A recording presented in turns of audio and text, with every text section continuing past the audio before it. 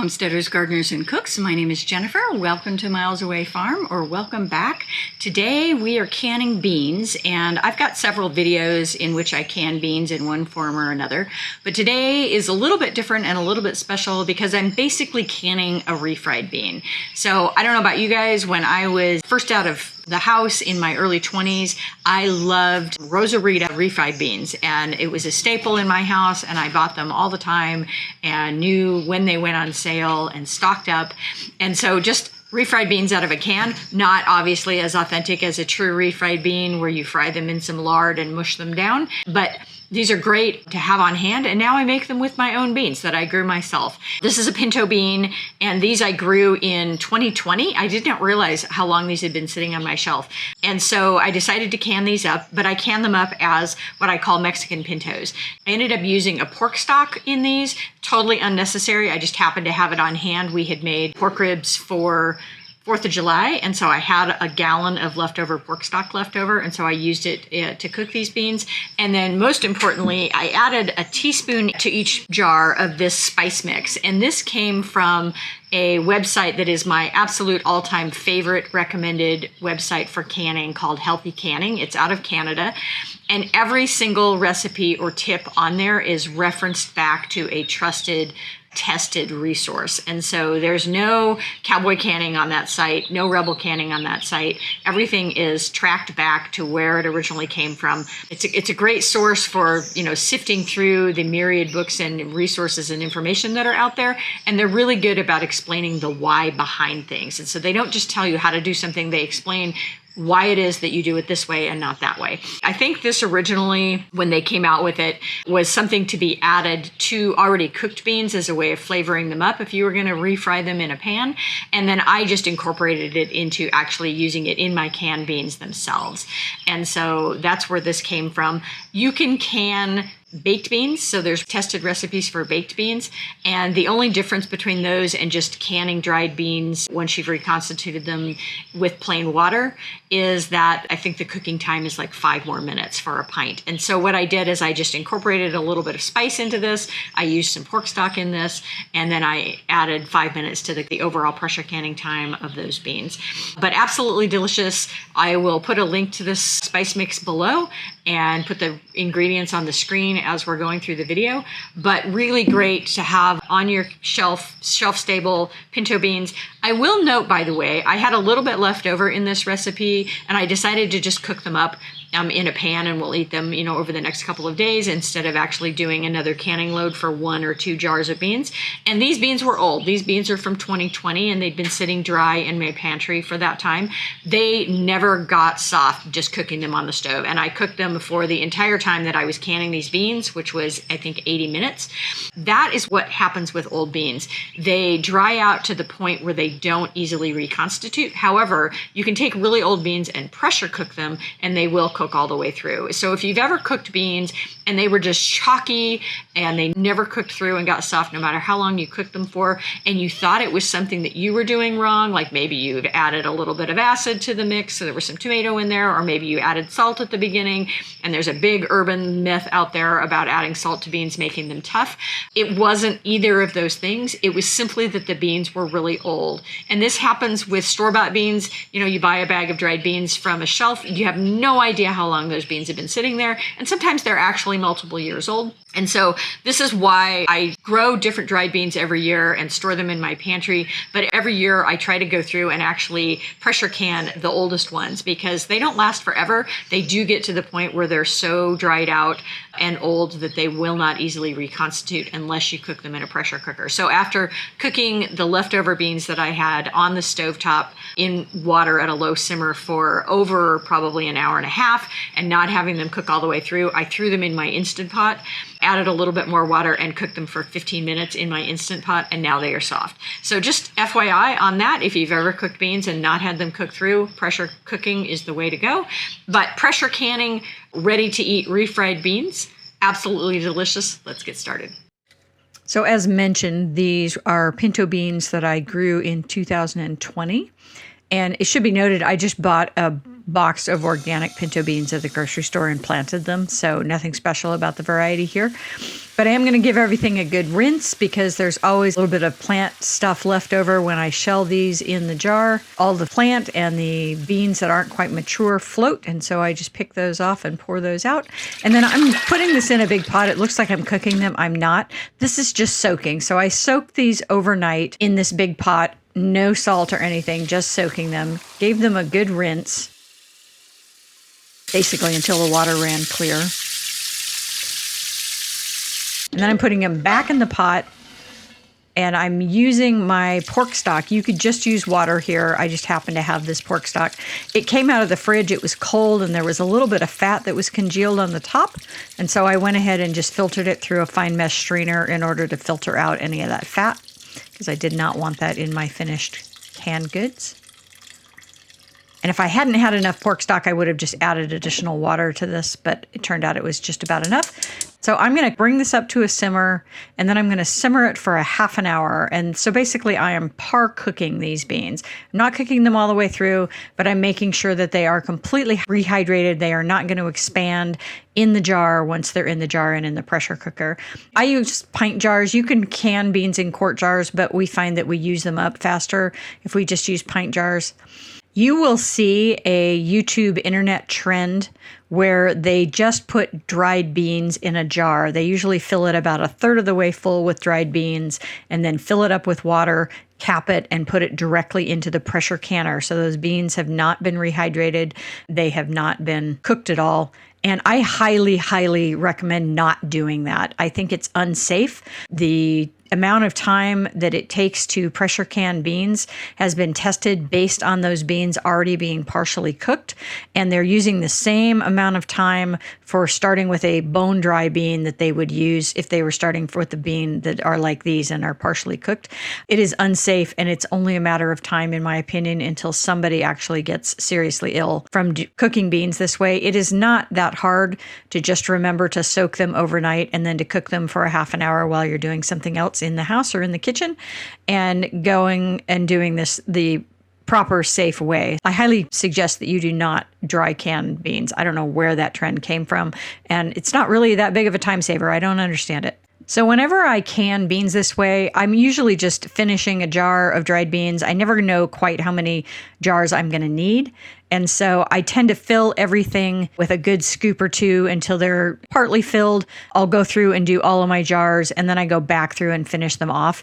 And that way I'm not ending up with, one jar that has just a little bit of beans in it. So you'll see me kind of going back and forth here.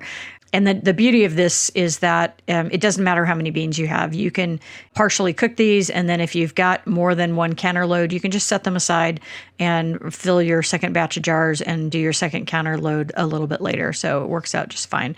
I'll put some numbers here on the screen for approximates of how many jars you get per pound of beans. My pressure canner holds 9 pints, and so that's what I'm doing here.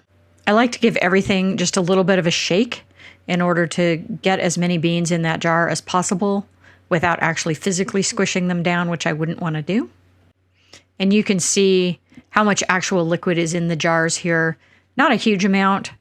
And so I'm going to use up and top off these with as much of the broth as I can, and then I'll just finish topping these off with water. And as a general rule, the head height on beans is 1 inch. And I like to leave my actual beans a little bit lower than that so that I've got a little bit more broth in there. I find otherwise they're really hard to get out of the jar when you actually go to use them. The starch is released from the beans. It kind of forms a mass, and you really have to scrape them out of those jars. And so if you don't fill them completely all the way up to 1 inch with the beans, maybe just a half an inch below that, and then use some liquid, you've just got a little bit more liquid in there, a little bit more give. They're much easier to get out of the jar and rinse if you need to. Okay, we filled everything up with what pork stock I had, and now I'm adding my seasoning. And so I'm just doing a teaspoon per pint jar here of this lovely Mexican flavored spice mix. And this does have a little bit of salt in it, but I feel like you still need to add salt. I like my beans with a good amount of salt. I think that unsalted beans taste like wallpaper paste. And so I'm not afraid of using a good amount of salt in my beans. And now I'm adding This is just canning and pickling salt, and I'm doing a half a teaspoon per pint. I probably could have done a quarter teaspoon because there was some salt in that pork stock. And then, of course, there was a little bit of salt in my spice mixture as well, but I'm not too worried about it. And you can add this to the bottom of the jar instead of the top of the jar. I like to do it in the top because I never quite know how many jars I'm going to need. And this way, I'm not adding something to a jar that I don't end up using. And you can see I don't have quite enough brine here. And so I'm just going to top the rest of that up with some boiling tap water. And I'm using this handy dandy gadget to measure where my 1-inch headspace is, but you can also see really easily where that liquid comes up on the jar. That's typically 1-inch headspace on all mason jars. And so I'm measuring it, but you could just do this visually. You don't necessarily have to have a tool for the job. Wipe your rims, of course. And I'm just using a wet paper towel here. And beans are really starchy, and so it's really easy to get a little bit of that liquid on the rim of the jar, and you won't realize it's there, but when you go to wipe the rims, you actually see the residue and you realize it is there. And that starch will basically keep your jars from sealing, and so it's really important that you wipe your jars. And now we're capping with new jar lids. There are people out there who save their jar lids and try to reuse them.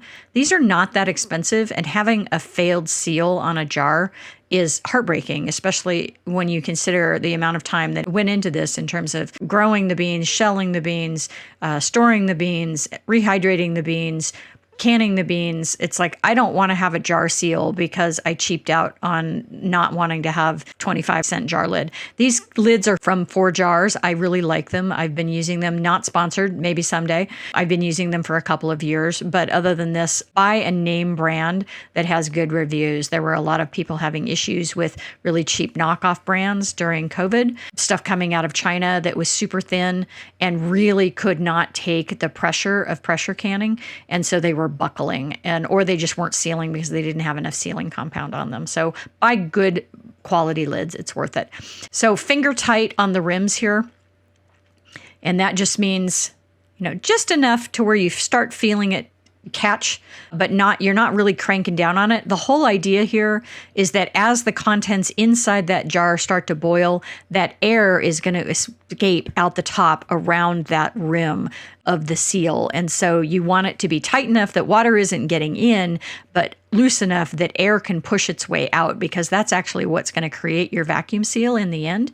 And so if you have it too tight, that also will cause either the jar to simply explode because that air cannot escape when it starts to get under pressure and boil, or it will cause your lid to buckle. And so it's important to get the tightening of these just right. And it can be a little tricky if you've never done it before, but these jars are hot, all the contents were hot. And so basically I can't hang on to them very long when I'm cranking down that rim. And I feel like that's actually a safety that I can't hold on to the jar for very long. And so I can only get it so tight. And that's probably a good rule of thumb. And of course, the lids you should use new, but these bands you can use over and over and over again, and you do not store your jars with the bands on. And so you can have hundreds of jars of canned goods and get away with only having maybe 20 regular mouth jars and 20 wide mouth jar bands, because you don't need to leave them on the jars. And so you save a bunch of money that way. So here's all the finished jars ready to go into the canner. You'll notice I didn't debubble here. The contents inside that jar are going to boil. And so I feel like debubbling is basically redundant, because everything's going to generate air bubbles and there's going to be new air bubbles in there. Plus they're beans. I mean, they're not really holding any pockets of air anyway. But I think the debubbling thing is a little bit of a red herring. This is a 16-quart Presto pressure canner. If I had it to do over again, I would buy the 23-quart, only because I can't use this for quart jars as simply a water bath canner, because it's short enough that I can't get an inch of water over the top of a quart jar. And so I can't have this do double duty where I can also use it for water bath canning. And if I had bought the 23-quart, it would have been tall enough that I could use it for water bath canning as well. But everything fits in there just beautifully. You'll notice the water does not come up very high on the jars. That is totally normal, and that was a real surprise to me when I was first learning how to pressure can. I didn't realize that what was creating the pressure was steam, and that you didn't have to have water coming a long way up. The amount of water you put in these varies by the particular canner you have, and so read the manual for the canner that you have. And if you bought it used, there's always a model on it somewhere, and you can look up and download the manual for the particular canner you have, even if you bought it used. But mine takes 3 quarts of water and then a little bit of vinegar just to keep minerals from sticking to the outside of the jars. I like to readjust everything a little bit, make sure it's not up against the outside of the pot, make sure that there's even space between the jars. So I use a 10-pound weight instead of a 15-pound weight on this canner. I purchased that separately. Because I am under 1,000 feet in elevation, I only need a 10-pound weight and not a 15-pound weight. What we're doing is we're going to vent this for 10 minutes. So we're going to bring it up to a boil, let it vent for 10 minutes, and then we're going to put that weight on there. The beauty of having a 10-pound weight is anything over 10 pounds is going to be naturally released, and I don't really have to pay close attention to the gauge. I don't have to have it tested every year because I'm not relying on the gauge to actually maintain my pressure. I'm relying on that weight. And so it is a game changer if you're under 1,000 feet in elevation to switch to a 10-pound weight. So here we are up to pressure. You can see that this is rocking. Fun fact, I filmed a bunch of this video accidentally in slow-mo and then had to speed it up. And so here's the speed I actually filmed in.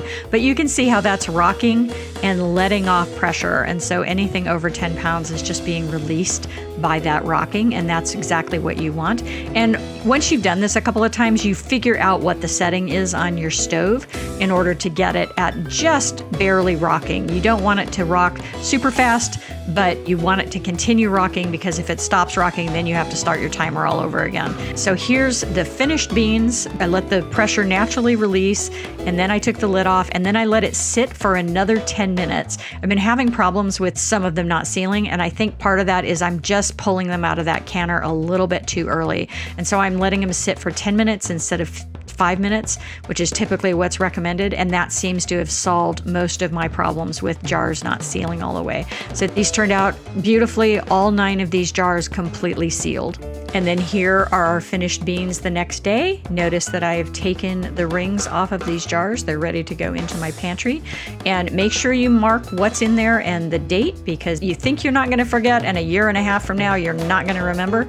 And then you should always be able to pick up the jar with your fingers with no ring on there. That is a good indication that you've got a nice solid seal. And if for some reason the seal fails while they're in the storage, you'll notice it immediately, which is why you take those rings off. Pressure canned refried beans, definitely a project worth doing.